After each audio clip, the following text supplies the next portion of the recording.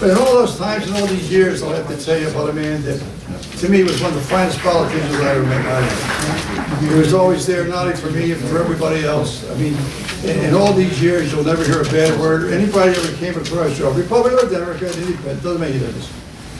He's a gentleman, a family man. He's a man that would represent this state in probably the fashion that was never represented in the Senate before.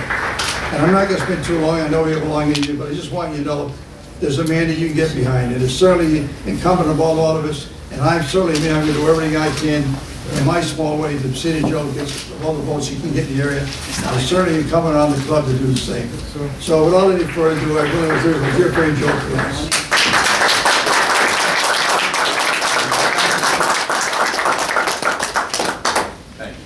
Thanks so much. Tom probably knows me, you know, as long as anybody in this room. I mean, I probably know Senator Singer almost as long.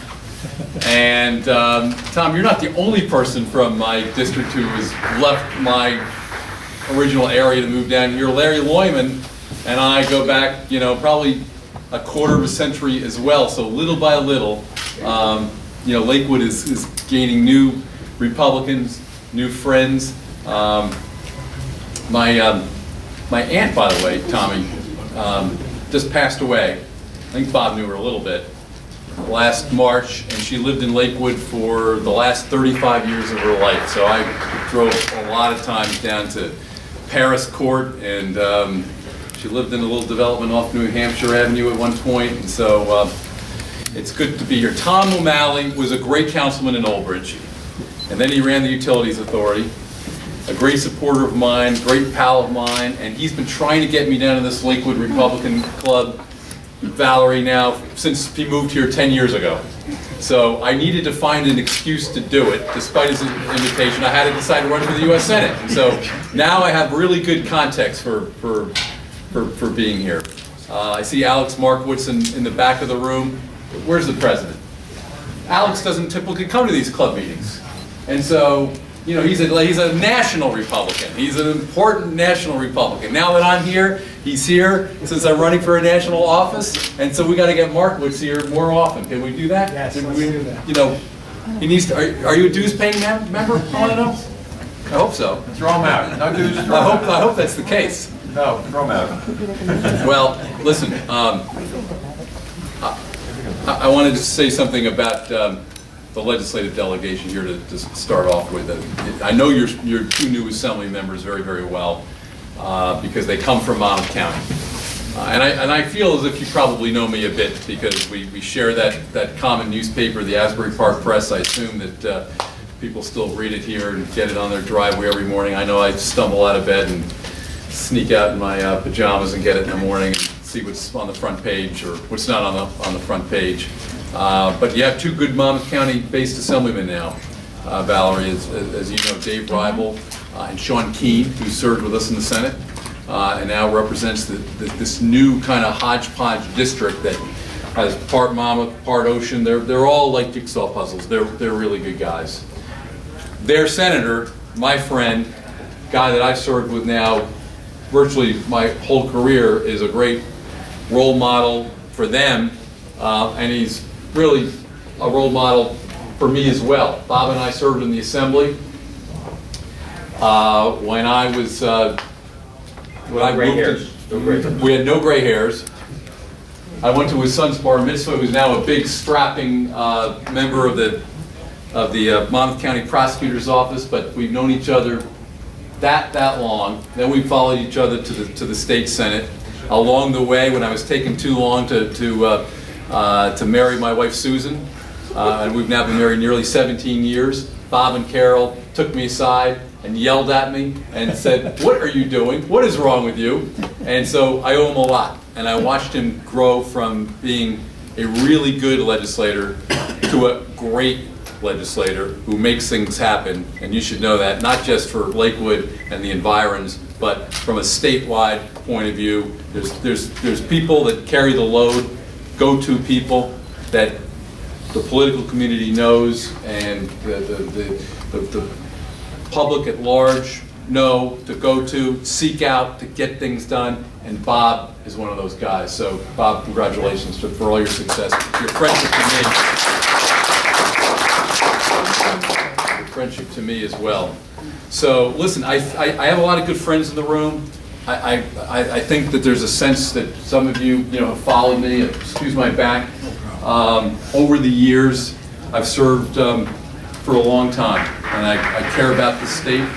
I care about the jobs that I've filled as Assembly member, as State Senator, as Republican State Chairman in the early part of the last decades. Great job to have, by the way, if you only have 3 years left, because I served for 3 years, the longest 3 years of my life. So I recommend it if you want a good long 3 years. After that, I was proud to help lead Governor Christie's efforts as chairman of his campaign, and Bob and I worked hard alongside the governor to turn New Jersey around.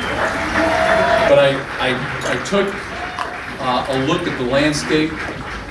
Ladies and gentlemen, about a year ago, people came to me and said, Joe, you ought to really take a look at running for the United States Senate. And I'm running because I'm concerned about the country. I'm concerned about America. I see how our people are being tested. I see the stress of the people of the state and this country. We got 20 million people either out of work who are underemployed. We've got a president and we've got a United States Senate that can't get their act together, that don't seem to understand what it will take for America to be the country that we were born to or came to.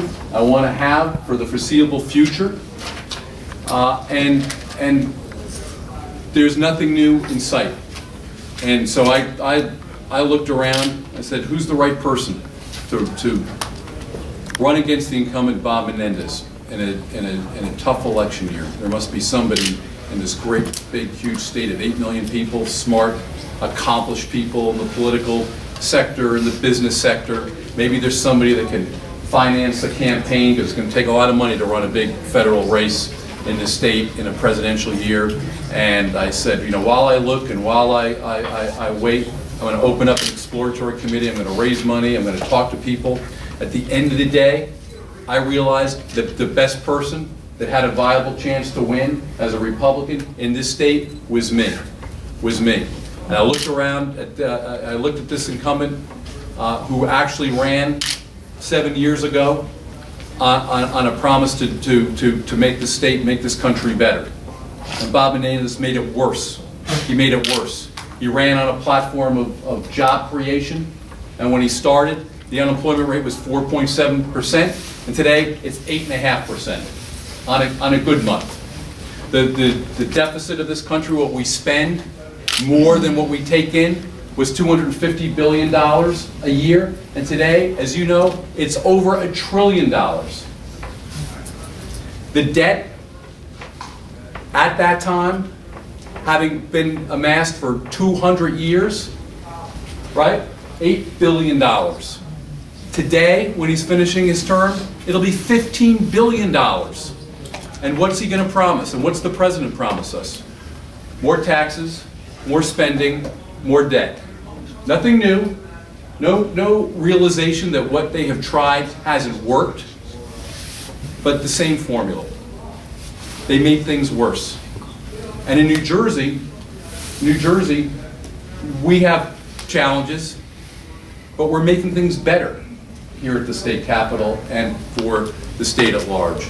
The governor inherited a broken state, and with like-minded allies like Bob and our colleagues in the Senate and the General Assembly, and with me, we're turning this economy around, slowly but surely. We got a lot of challenges ahead, and we have far more to do than what we've accomplished, but that's because we got tough people that stand in our way in the Senate and the Assembly and in the majority leadership positions that are down that way. But despite a Democratic legislature, we've worked with them to get a property tax freeze, to balance budgets, to do it with no taxes at the state level, now proposing an income tax cut to reform our health and benefit systems so that people who are counting on a pension have one.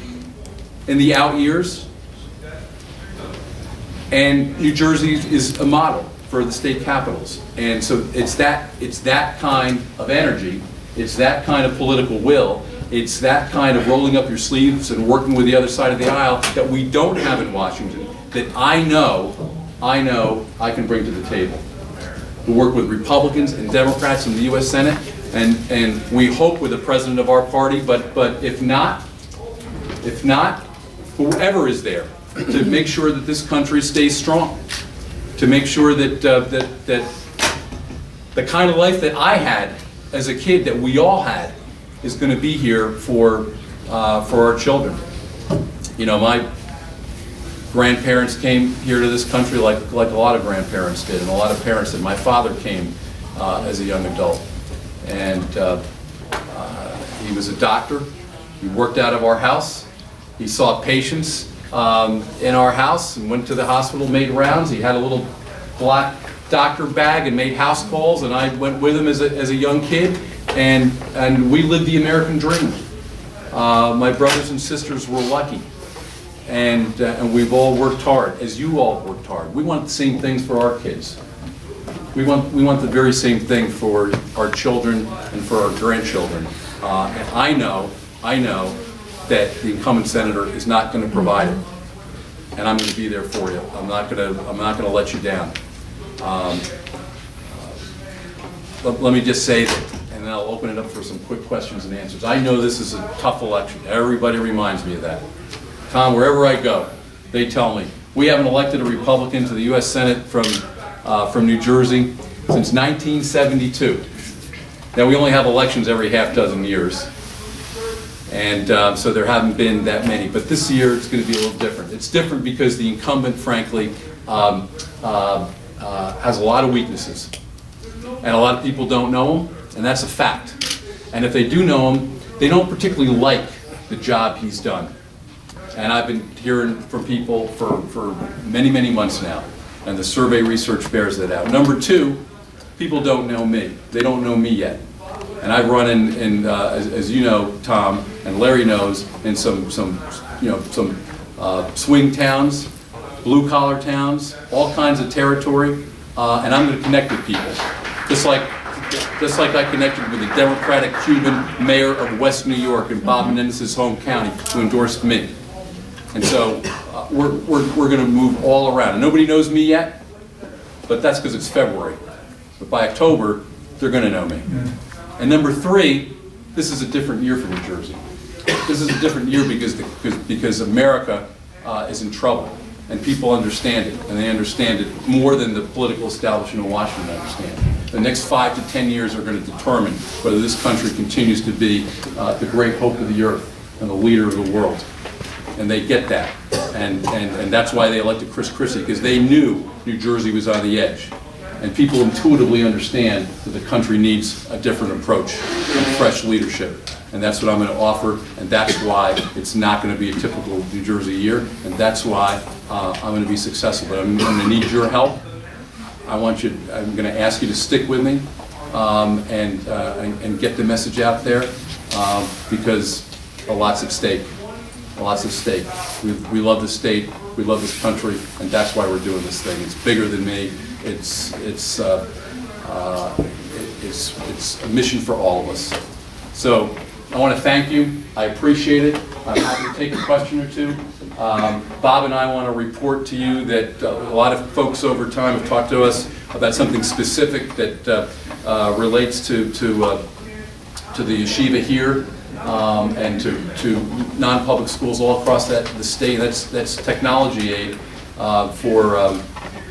for religious schools from the state, and some of us have worked hard on it, and I'm happy to say in the governor's budget today, while he didn't mention it specifically, there's $3 million that I think will go a long way for a lot of people. It's not what we want it to be, but we're going to work hard to build on it this spring and for next year. So I wanted to mention that because I know some people are concerned about it.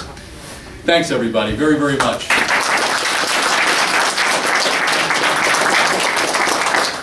If I may, from the floor, I'd like to ask the club for a motion. If I'm not online, I'd like to make a motion to support Senator Kyrillos in his bid that the club officially takes a stance supporting Joe Kyrillos as the Republican nominee for U.S. Senate this year. I'll second that. Do we have any discussion on that motion? We have a motion on the floor to support Joe's campaign for United States Senate from the state of New Jersey. Can I have a vote on that? All in favor? Mr. President, may I'd like to add to that with the permission of the good mayor. We also contribute a financial contribution towards the campaign as well. Motion has been made to also contribute to his campaign. Second. Second, all in favor? Aye.